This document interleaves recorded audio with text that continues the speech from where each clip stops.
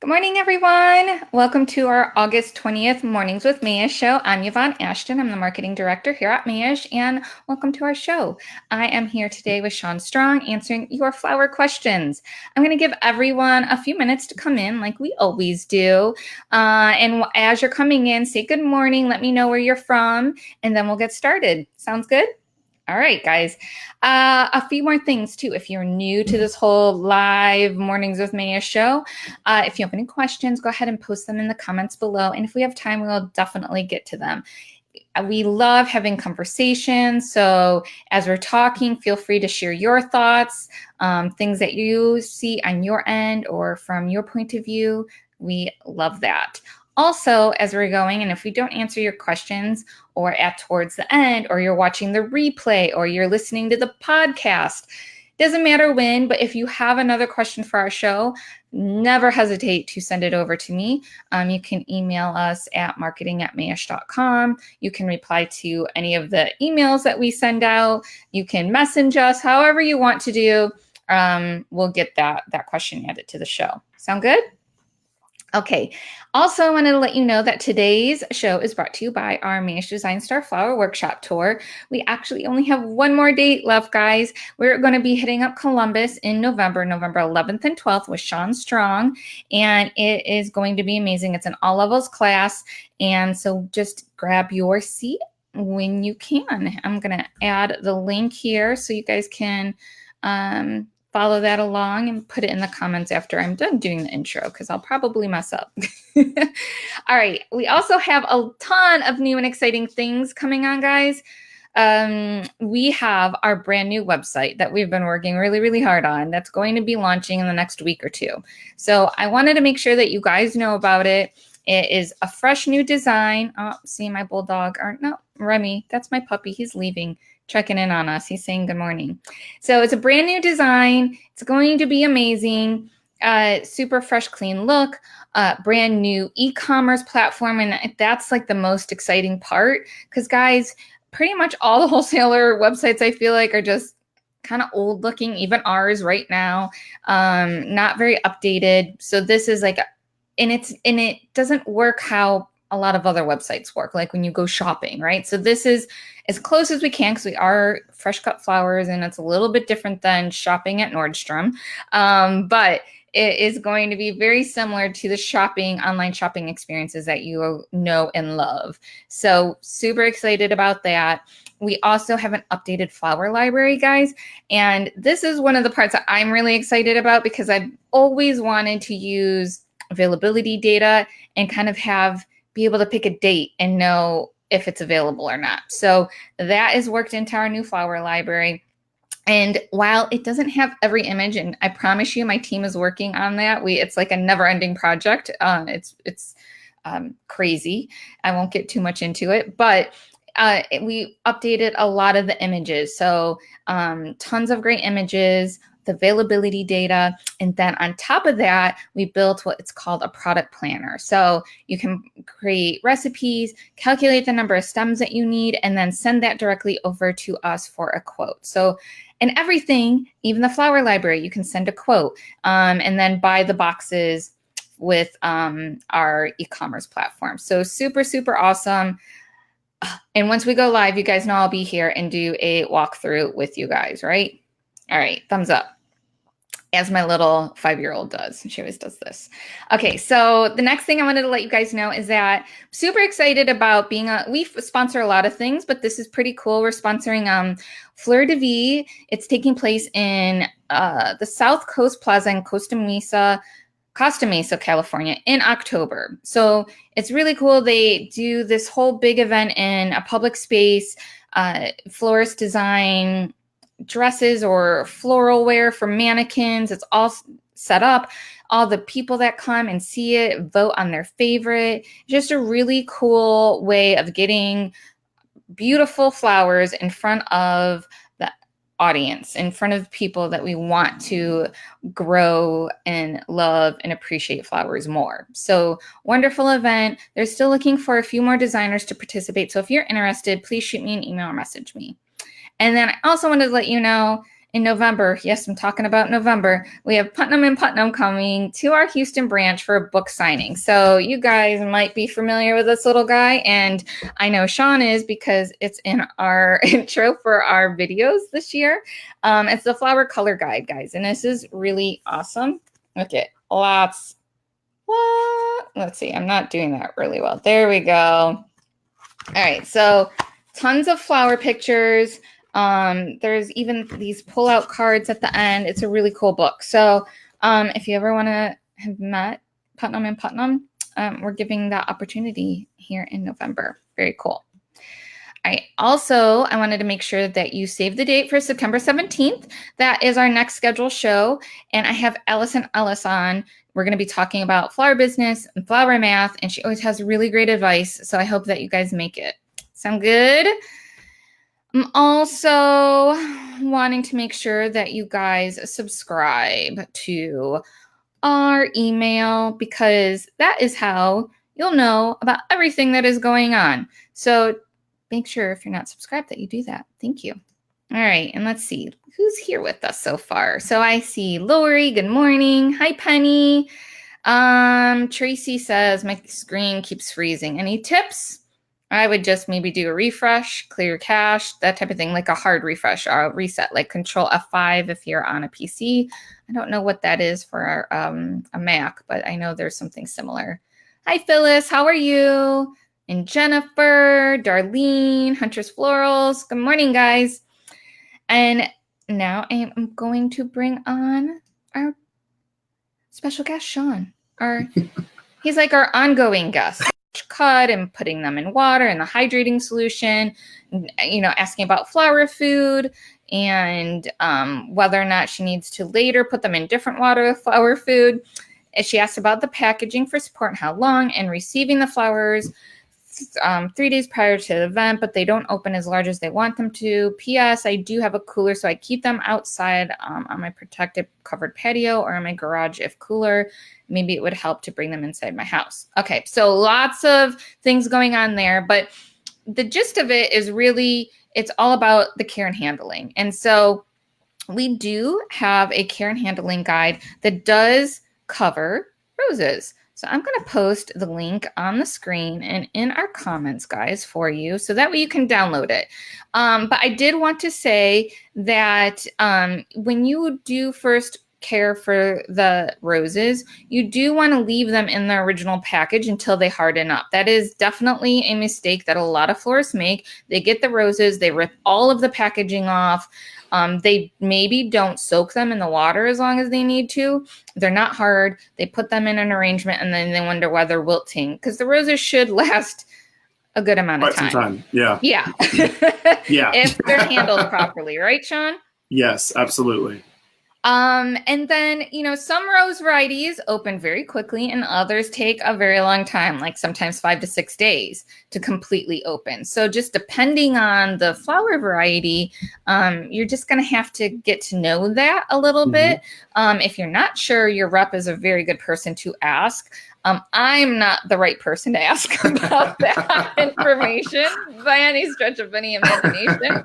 But so just know that. And then also making sure you have a cooler or a cold room, super crucial if you're really getting into flowers, especially if you're doing something that might not be event related. You need to hold things a little bit longer. We recommend the Cool Bot if you don't have a cooler, can't afford it.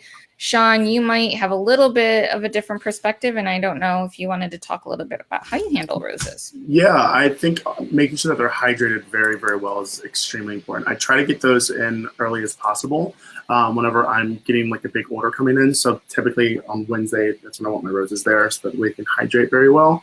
I know whenever you're working with garden roses too, there's a couple little tricks that are a little bit different than standard roses. I was always told with garden, you never take off the thorns and you let them fully hydrate, just because air pockets and bacteria can get into the stems a little easier. But yeah, just hydration. I think that's the biggest key when it comes to all these flowers, is just making sure that they have time. I know I'm guilty of getting beautiful flowers and just like wanting to design, like, oh, this is so much fun. Right. But it's like, it's the same thing with those mechanics of making sure that your chicken wire, your oasis is really secure. You got to have those foundations with your flowers as well, making sure that they're fully hydrated before they're ready to, start designing. Yeah, very good. Yeah. Thank you, Sean. Yeah, you're welcome. Our next question is from Brigitte. I hope I said that name right. Sorry if I didn't. I think you did. I apologize for my pronunciations all of the time. I'm the worst. The worst. So sorry. I'm saying it again. Sorry. Okay. So she wants to know, what's the best way to keep this bloom its freshest for at least a week once in water? Guess what she's asking about? Hydrangea. We get hydrangea questions all the time. She says, I was told once to soak it from the leaves. Is this true? And for how long is spraying it better? So literally every show we get questions about hydrangea, and we really appreciate it because obviously it's, even though they don't have thorns, it's a thorn in everyone's side. So, I actually took my answer from one of our past shows, and I created a little mini video, a minute with Mayesh, and put it out on our blog. So it is there.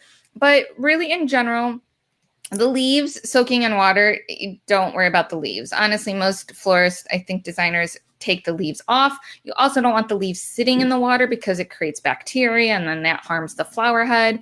But I think you might have gotten confused with the leaves versus the head because you can actually turn the flower upside down and soak the head in water as well. So care and handling of hydrangea is super imperative as well. So just check out that video. And then obviously I already posted the link for our care and handling guide, and check that out for a lot of really great tips and tricks for lots of different flowers that give people headaches. Anything you wanted to add, Sean? No, you said everything. I think like oftentimes whenever you're working with hydrangea, that's what people think is they're just trying to figure out how to keep it hydrated. I've been out there with squirt bottles when I'm doing like an installation on a hot day and like have 4 or 5 people squirting the heads of the hydrangea for like 45 minutes to get those things hydrated. But yeah, that's going back to the previous question. Hydration is key, making sure that those things are fully hydrated before you design, because it's going to, have a longer life for you or your client. Yeah, exactly. And also, again, just like with roses, different varieties act different ways. There's hardier versions, like the white ones are typically the most hardiest, white and blues, the greens, the antique colors. But once you get outside of there, they can be kind of finicky. So you just gotta, again, experiment and make sure you get to know your flowers a little bit. Introduce yourself. They'll introduce themselves, and then you guys can have a relationship, just like anything else. Absolutely. All right. So our next question is from Nassim, and they gave us a really lovely detailed. Lots of details. Props for Mayesh, and then a detailed question. So it's going to take me a minute to get through here, but I love it, you guys. Yeah, y'all are going to want to hear the answer for all this. I promise. So don't leave us. Okay, so Nassim says, I'm very new to the Mayesh family. Changing to Mayesh probably has been the best decision I have yet to make. The entire process of ordering, confirmation, receiving them on time, and the quality of flowers has been amazing. In addition to all these free pointers on your blog, podcast, and YouTube clips. Thank you. Love it. Nassim says, I used to work with another local wholesaler, and now I have switched to Mayesh, realizing this job can be done with a whole lot less stress and actually enjoy it. So I love it. Thank you so much. That's what we're all about here at Mayesh. Absolutely. And then Nassim says, anyway, I have a question about installing greeneries on a concrete wall. I have a wedding in November at, I'm not going to pronounce that right, but in Cary, North Carolina. My bride likes to have a huge greenery installation on a concrete brick wall. I've reached out to the venue coordinator to ask about our limitation, and they've said we can only use floor tape. I'm not 100% sure if the floor tape will stick properly to the concrete wall, floral tape, and hold the arrangement. I've attached a photo of what she has in mind, and I'll share that in a second because I figured out how to do that, so I'm excited. And I need some advice on how you go about this project. I've always liked to come up with some options in case one doesn't work out, and I have another plan to go by, but so far I've just thought about having it install on a freestanding track. Are there any other options? And then ends with, I really appreciate your help. I'm not even sure if I can randomly email you with any questions, but since I have heard your podcast that you take questions, I thought to email you about this dilemma. Thank you for all you do. Your great fun podcast. I hope to meet you in Ohio for our workshop. Oh, and yes. I just love that. I have chills just reading that. It's all just amazing. And yes, Nassim, please send your questions. Keep on sending them. And yes, I love your question so much that I want to send you a Mornings with Mayesh mug. It's in my background. I don't have it. But if you email me your address, we will send you one because this was so sweet. And so thank you. And hold on. Before you get started, let me see. Let me bring up the picture that they sent as an illustration. You can see that, right? Woo woo. See it. All right. So you do your thing, Sean. Yeah, absolutely. So I think there's a couple options here. First off, I don't know what floor tape is, and I was trying to like Google that, and I don't know if that was like just like duct tape or like what that consisted of. I'm not sure either. Yeah, so I don't know what they mean by that, but what I typically use for something like this is going to be command strips. They're going to be the best thing that you are able to use because they don't leave a mark on the wall. Make sure when you do remove them that you're doing the pull tab down. I've had a client at a wedding one time, or a freelancer who just kind of ripped it off the wall. That was not a good thing.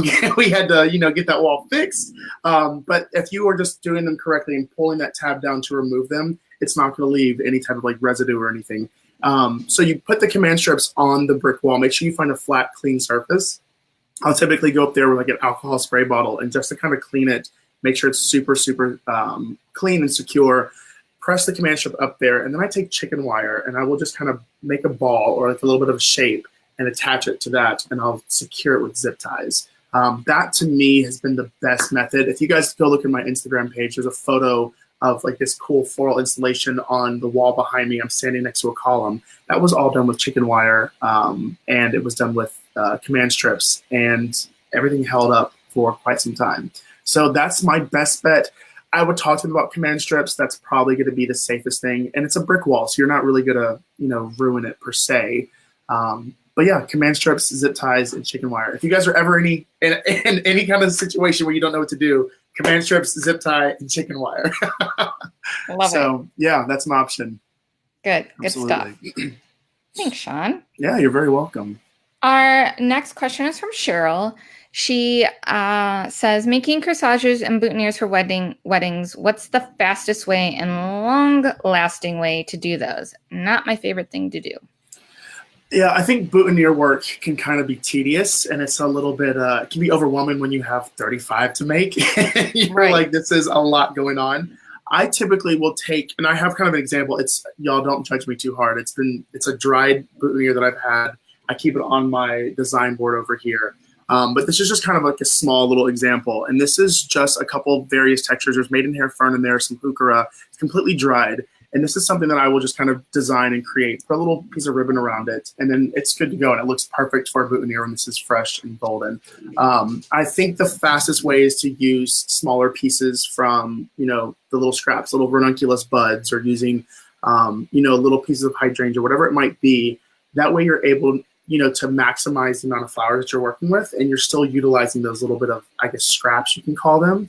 So that's wonderful. And what I like to do is, if I'm transporting them and keeping them fresh and alive, I will keep these stems pretty long. And I have a couple of these medicine jars, and I will just fill these with water, and I just keep them in there. And then that way it's able to keep these things super fresh.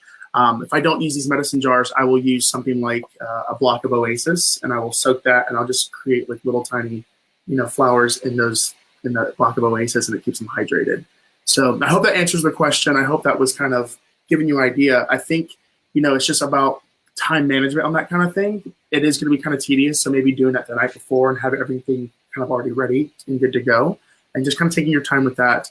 But yeah, using the scraps from, I hate saying scraps. It sounds like it's such a bad thing, but they're the smaller leftovers of the bouquets or the centerpieces. And that way you're kind of utilizing as much as you can with the flower order that you have. Yeah. So, yeah. Very good. Jennifer says, when I make them, I do them ahead of time and use water tube and stick it in foam and stick it in there to drink. That's smart. I like the water tube idea. That's really smart. Thanks for sharing, Jennifer. It's fun getting to kind of talk to everyone and see how everyone does little things, because it's nice to kind of like learn from someone else and they learn from me and I learn from them, and it's a fun little, symbiotic relationship there. Love it. Yeah. Yes. Love it. I see. Okay, let's move on. Okay, I get to share another picture. Hold on, let me bring it up. I like that Penny said scraps are precious. I love that. Thank you, Penny. Yeah, and making me feel better about the word scraps. It's good to use your scraps. Yeah. And the next question is actually from Penny. So this is an example shot from Pinterest that she sent me. And she said, my question, in a similar, more abundant style, do you like to make a continuous piece or multiple pieces to make a look of grandeur? Yeah, Penny, I like the idea of using multiple pieces. I've seen a couple things on Pinterest, and this I think is truly just someone's like personal taste. You as a designer have that creative liberty to kind of do what you think is going to be best. For me personally, if I'm doing something a little bit more natural and garden-y kind of feel, I'm definitely going to probably do multiple sides and multiple pieces and kind of have something kind of connect in the center, just because that's how things typically grow in like an English garden countryside. They're kind of growing from the bottom and they're kind of growing together. If I'm doing something maybe with like palm fans or something, I might have a continuous look, or, pampas grass, I might have a continuous look. But I think it really just depends on the tone that you're trying to set for the day. If you're wanting to have something a little bit softer and romantic, having that from multiple sides growing up into the center is going to look more romantic, as opposed to something a little bit more geometric and go in one direction. So I hope that answers the question. I think it's always nice to have that kind of soft kind of growth on the sides in multiple pieces, because it creates a center point.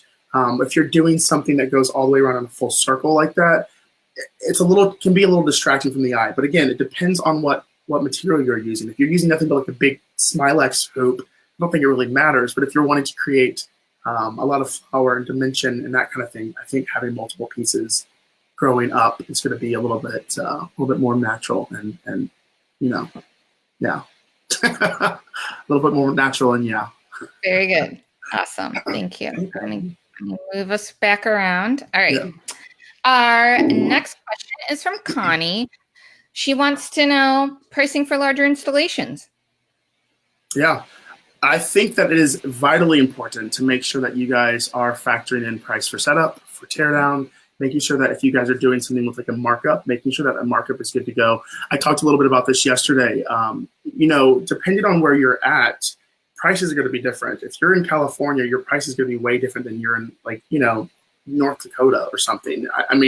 I think making sure that you are understanding your prices and talking to your Mayesh rep and asking them exactly what you're paying for. And that way, if you're doing a markup method, you're able to say, all right, cool, I know that I'm going to mark this up, 300% or 500%, whatever your markup is, and making sure that you're being sustainable that way. Also, when it comes to mechanics, you want to make sure that you're marking that up appropriately. If that's how you are doing your pricing structure, like a lot of people do, it's beneficial for you because you, again, are knowing what you're getting compensated. So if you know that you need, 2 spools of chicken wire and they're $30 a piece, do your markup on that. Make sure that you're getting compensated that way. Your labor, your time, for somebody, it might take a little bit longer to do an installation than it will, for another designer. So make sure that you kind of know your skill set and where you're at and what you think it's going to, take to do. And honestly, first 1 or 2 times, it's going to be a trial and error kind of thing. So make sure that you are, you're kind of just being aware of that, and that way you're able to make it better for next time. I think that everyone thinks you have to get this right on the first time, and it's like, yeah, you want to strive for perfection and strive for, making sure that you're going to be profitable your very first time. But it is a slight trial and error. Sometimes whenever you're doing these markup things, you want to kind of leave a little bit of liberty and a little bit of room to make sure that you have enough product or enough material, whatever it might be. So don't be too frustrated. Don't be too aggravated with it. Just know that it might take a little bit of time. But if you're kind of keeping that in the forefront of your mind, I think it's going to be a lot quicker for you to understand what you're doing and how you're doing it. So yeah. I hope that answered that. Oh, very good. Cool. Yeah, everything's learning and evolve. Learn and for evolve. Sure. Yeah. But that's what makes it exciting. Yeah, it changes it up a little bit for you. Yeah. Rachel sent in a question. She wants to know, how do you get your very first client? Your friends are a great start. Yeah. Yeah, I think that was actually kind of my response to that was your friends are a phenomenal start. That's where I got my first wedding from. Was my best friend was like, "Hey, I want you to do my flowers." I'm like, "Girl, you're gonna get what you get. I don't care." And I think I ordered like $500 worth of hydrangea is all I had. So your friends are a great way to start, making sure that you are, talking to them about them. Let them kind of have the expectation of what you're going to be doing. Let them know you don't have a lot of experience. Being transparent and honest with people, I think, gets you so far. I think it's so wonderful to say, look, I've not done a wedding yet, but I know I can do a beautiful job. Right. And, also an option is to make sure that you're reaching out to photographers and event planners and other florists. Some florists have a minimum design fee that they've, got to work under. And if that's something that they're not able to, meet with that client, a potential client of theirs, they might say, well, you know what, there's a new girl in town who's doing this design. I can send you her information. So connect with other floral designers, make sure that you are just being transparent and open with people. And also just kind of making sure that you're building a portfolio that's going to reflect what you want to do. But yeah, that's what's going on. Yeah, sorry, perfect. Guys. Thieves is over here growling at me now. Sorry. Growling. Barney's opening my door. I need to teach him to close my doors. What's the problem? We're just going to have a mornings with Mayesh and pup friends. Everyone bring your dog. Exactly. Okay, so our next question is from Karen. She says, Sean, how did you market yourself when you were starting up, specifically with floral installations? Did you use flowers that others in your market were not? Did you focus on networking and building relationships and maybe spearheading a new technique for the arrangements? Yeah, I think so.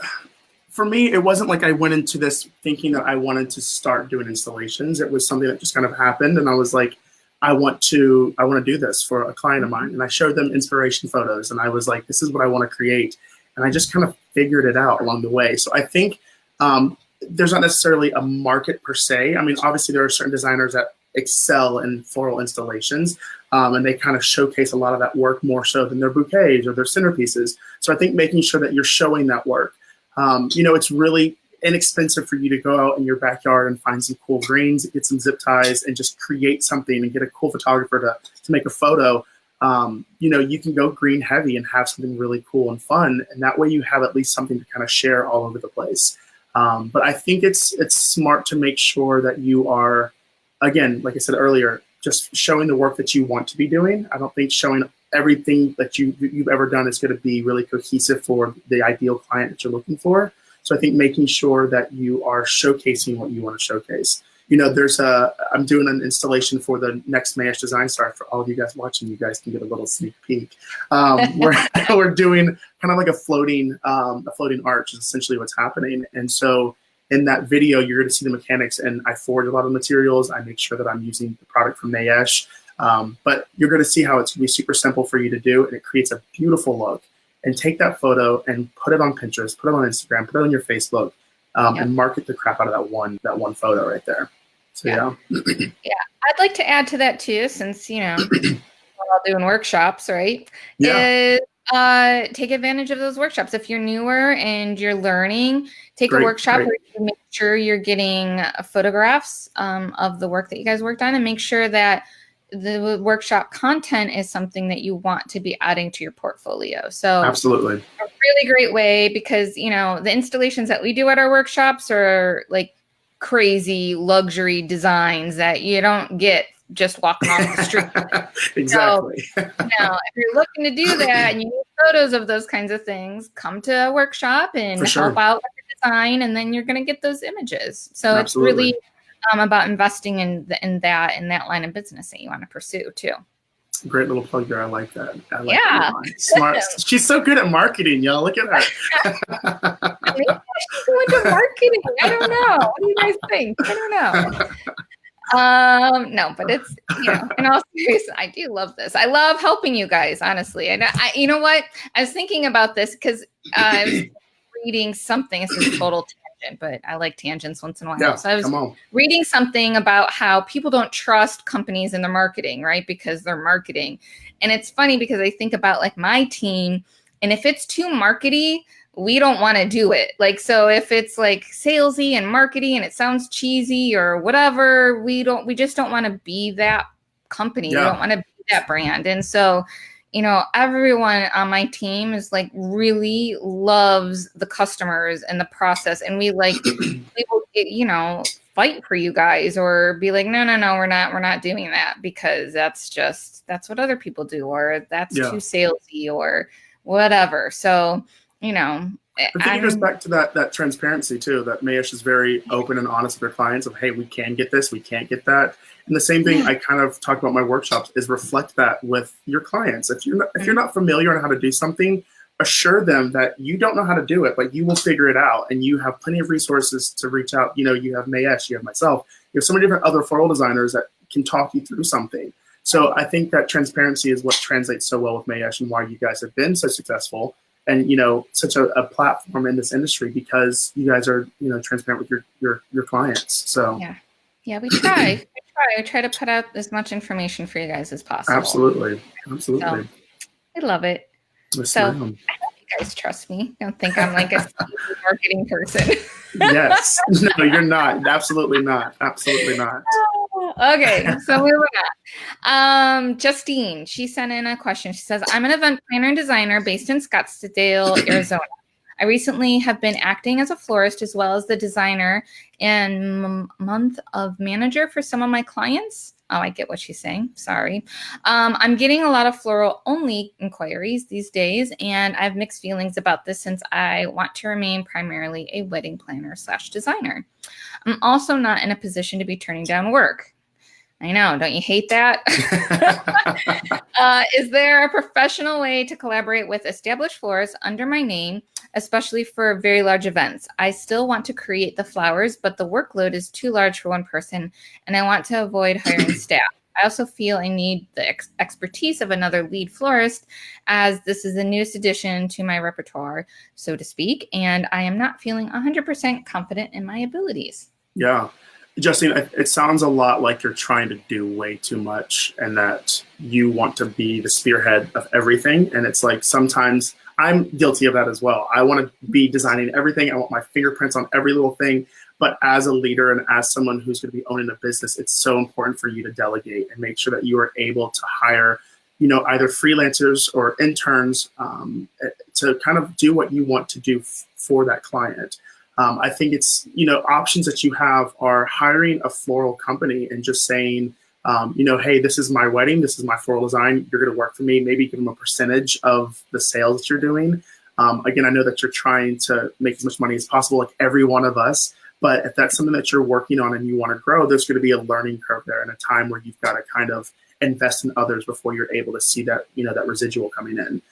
So I think it's really important to make sure that you're surrounding yourself with great freelancers, with great interns, with great designers. You know, you can always talk to them about, you know, a collaboration of, you know, this is, you know, Scottsdale, Arizona event planner, you know, with so-and-so. That's a great way to kind of build both brands. And that way people know that you do design and you do event planning. And then you also add in floral. You know, you have a team of people who can do the floral for you. So I think it's just talking with people, making sure that they want to be on board with that. Again, everyone's trying to grow their brand and their company. So maybe this is something where you can find someone who's just beginning and starting out, cultivate them how you want them to design. And then from there, you know, able to add them into your, you know, umbrella of design. But that's a lot. Just, you know, I think you're trying to manage way too much. And I think just relinquishing a little bit of the reins is going to make your life so much easier. And you're going to be happier with the outcome because you know that there's a design team handling that design aspect of the floral, and you get to do what you love, which is the event planning and the design. So, yeah. You know? I feel like for things like this, freelancers make the world go around, you know, like like when we have like Jeff Latham comes into Miami quite a bit. And when he does, he has like a huge team of freelancers, and we have those on hand too, like to who to call up and all of that. So you can even, if you're not sure where to start, you might reach out to your local wholesaler and find out who freelances and who's really great to work with. And that might be a good way to kind of start in that process. I mean, even with like, and this is kind of just touching a little bit back on that, know your strengths. I think Christina said that, focus on your zone of genius. It's like, I know that I am not the one to create a timeline and a schedule, and that's just not me. It's really not. I can design all day long, but I also will be at one centerpiece for 3 hours if I want to be. But I know that I have a team member who is such a type A and such a strict stickler on time, and I rely on them. So I think it's just creating those relationships that you're able to benefit from, and they're able to benefit from. So that way you're able to grow your business, because you try to do everything by yourself, it's not going to grow. You're going to end up collapsing, and it's a shame, because you have a passion for this, and I want to see you grow and flourish in this. But you've also got to make sure that you are, delegating out where you can. Right. Yeah. I agree. Before we move on, I know you've referred to yesterday and the Fleur Society thing. Do you want to talk a little bit about that? Because I see people kind of asking questions. Yeah. So Christina has been kind of a pioneer with all of this. She ended up getting multiple floral designers together, and you pay one price and you get to learn kind of all these different designs from different people. It's such an affordable rate. I think the max it was like $200. And you get 12 videos, you get 12 workbooks. You're able to log in anytime throughout the year and look at the work and see how we do what we do. And that way you guys are able to take your designs to another level. I always focus on continuing education, and that's why I think workshops are so important. Even as an established designer, you're going to learn something new from somebody else. So I think it's so very important to make sure that you are investing in yourself and investing in your company, and at a price point of I think it was like $200 or something. For 12 established designers. We were in the group with some amazing people. Yeah. So I think it was a great thing to do. I don't know if it's still available. Christina can hop on and leave a message. I think you might be able to buy the video still. But if not, she does it, I think, twice a year, and it's the online Fleur Society Summit. So it was a great little time. I put the link in so you can check it out.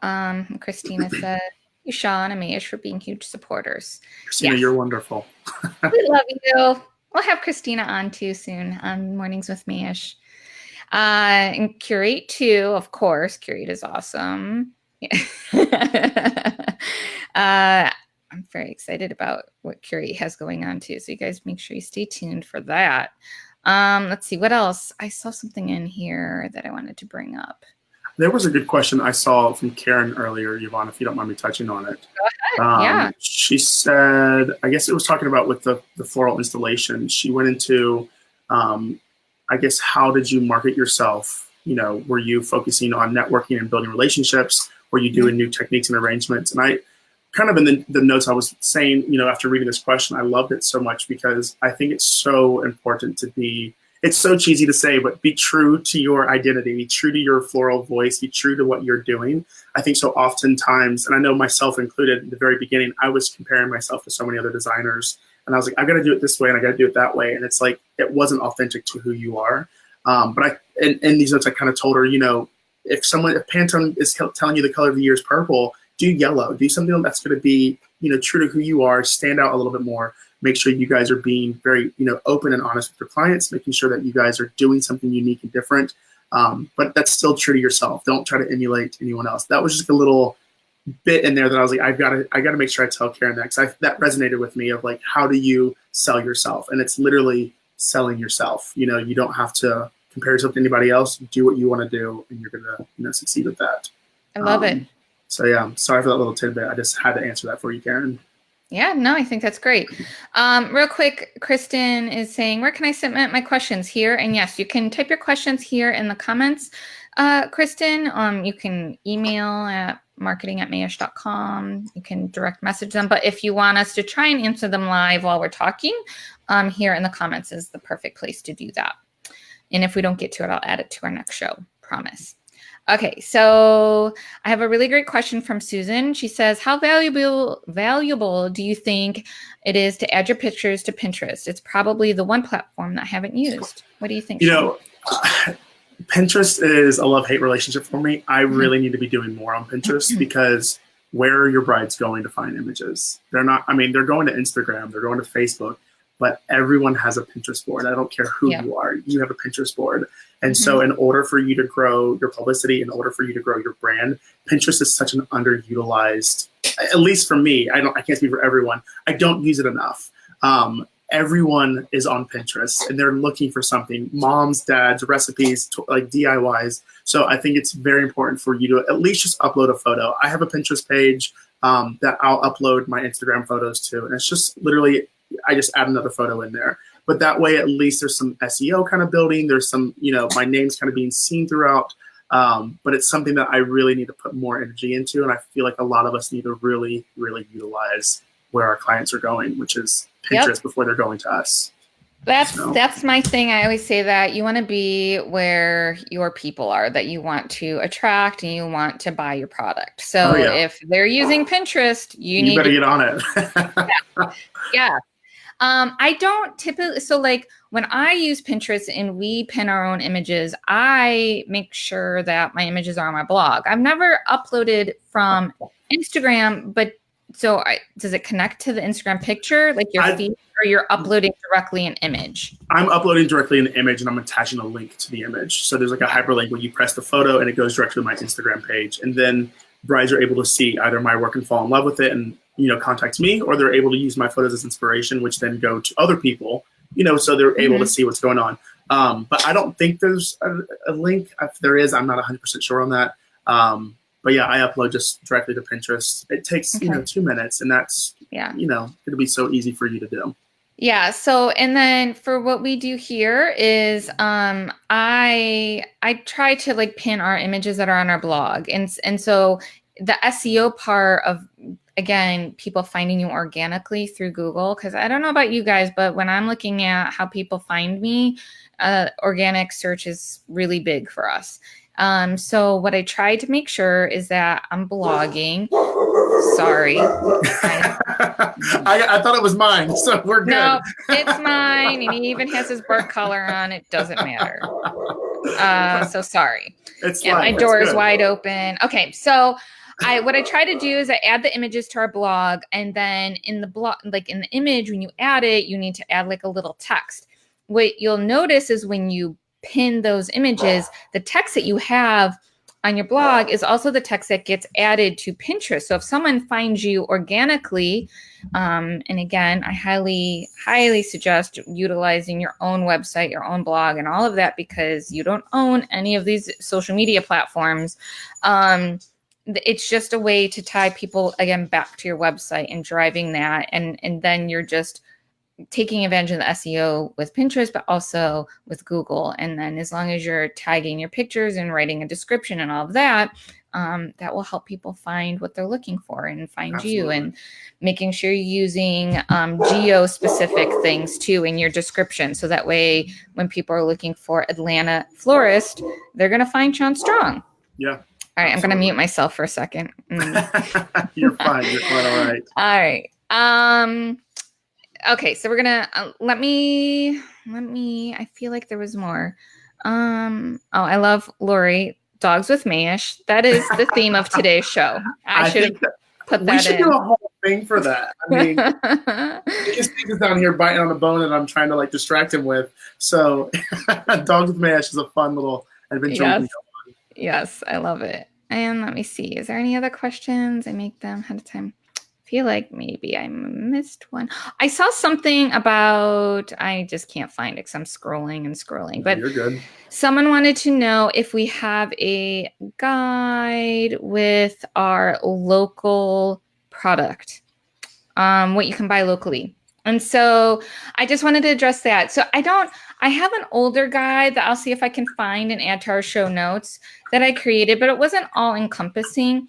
We have talked about creating something, especially because, we're a big supporter of our U.S. farmers, flower farmers. And, we work with Deborah Prinzing, and we love what she's doing with slow flowers.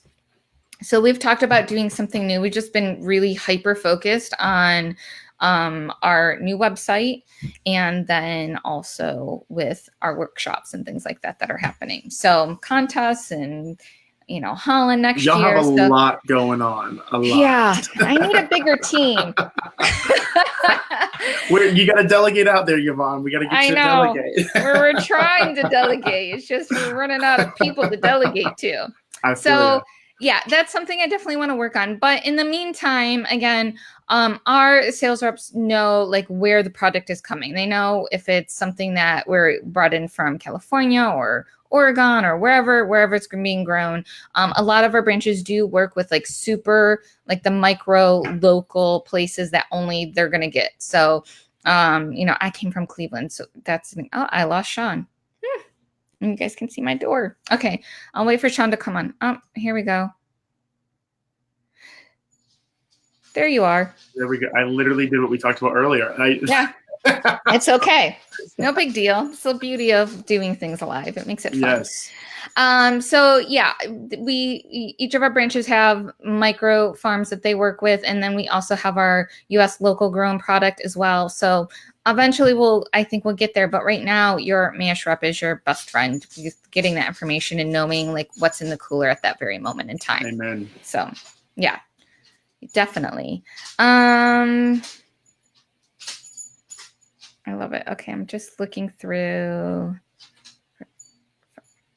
Check out. Okay, I wanted to share this. Sarah says for Pinterest help, check out Tailwind. They are an official Pinterest partner and have a ton of resources on how Pinterest works, best practices, and scheduling pins. Not sponsored, just love their product. I love that, Sarah. We always love plugs for tips and tricks and tools that you guys use. So absolutely. And I just did last month. I did a really great Mornings with Mayesh with Ryan O'Neill, and we talked about like top apps for your flower business. So yeah, always want to add to that list for sure. My last question that I have that was sent in is from Yun. They say, I have an IG account linked to my Facebook business page. My wedding work gets lost in the daily IG posting, so they decided to create a new IG for wedding and events. I do have another Facebook business page for the wedding and events in order to link to their new Instagram event page. That maybe got a little bit confusing. So thank you so much for your time and looking forward to hearing from you. So yeah, they have like, they have like a retail flower shop that does everyday work, everything, including wedding and events. So they felt like everything was getting too mixed up and their wedding and event clients aren't really interested in their everyday stuff. So they split everything and wanted to know if they could link both to the Facebook page. So according to Instagram's business help, you can link multiple Instagrams to your Facebook profile. And when you link an Instagram account to Facebook, your Facebook friends who are on Instagram may get notifications telling them that you're using that Instagram account. And if you need a refresher on how to link the accounts, I have a handy dandy link that I'm going to share with you, and I'll put that in the comments as well. So check that out. So there's a caveat with that. And I've been wanting to add, as you know, Mayesh has a lot of Instagram pages, and based off of this, I should be able to link all of them to my one, because I have one main Mayesh Facebook page, right? So that we can get the benefits of everything. So I was able to link, I used Mayesh Miami as an example. I was able to link Mayesh Miami to my Mayesh Wholesale Facebook page.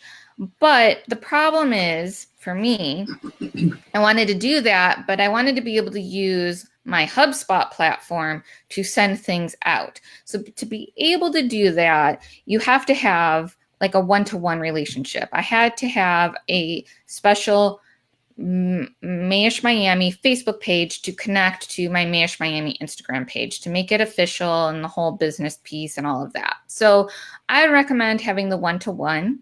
But I also, and Sean, I'll let you get to your thoughts because I feel like you have something to say, which is great. But my advice too is like on your main Instagram page, if you have a lot of followers there or whatnot, I would utilize, because it's hard to manage multiple pages too and making sure you're posting and all of that fun stuff.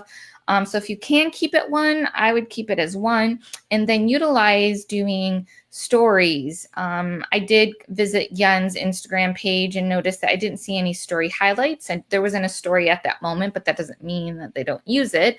But if you're doing stories, make sure then you do highlights, and then you can focus on the different categories like weddings and events and things like that. And you could break it down and do like looks and all of that fun stuff. So just depending on what you want to do there. So yeah, using stories, if you're not already doing it, I know a lot of people are, I know a lot of people are not, but I definitely would focus on that, and then making sure you're using highlights because people love that. I love it. I know other people use it. Sean, what do you say? Yeah, no, I agree. I think it's double-edged sword there. You have the option of doing everything through one thing, and it works really well. There's a venue that I've worked with down here in Georgia, and the venue is a golf resort. It's also an Airbnb or a bed and breakfast. It's also a spa. So they have a lot of things going on, but they also have a wedding venue, multiple wedding venues there. So after talking with them, I was like, it might be beneficial to separate these accounts and having, just your wedding and then having everything else available. And their wedding, Instagram has blown up because they're able to see, everyone's just going there just for their weddings, or they're able to go there for the other activities they include. So yeah, I think if you're doing one specific thing, like flowers is so categorized as one thing, it's nice to have everything in one Instagram page. Whereas if you're doing something like a venue or something where you have multiple things, it might be best to have a couple, different things. But again, you can utilize those highlights. You can make sure that your other link is tagged in the bio. Like we also offer wedding design, and you put the link there for that IG handle. So I think it's, again, finding what's working for you. I think Yvonne was right on the money when she said having one kind of direct funnel is so nice to have. That's what I have, my business, and I do my business and personal with one Instagram, and I like it. I don't have to manage, multiple different things and keep up with the analytics of that one and what's going on with this one. I don't got time for all that. So having one funnel for my one business is ideal.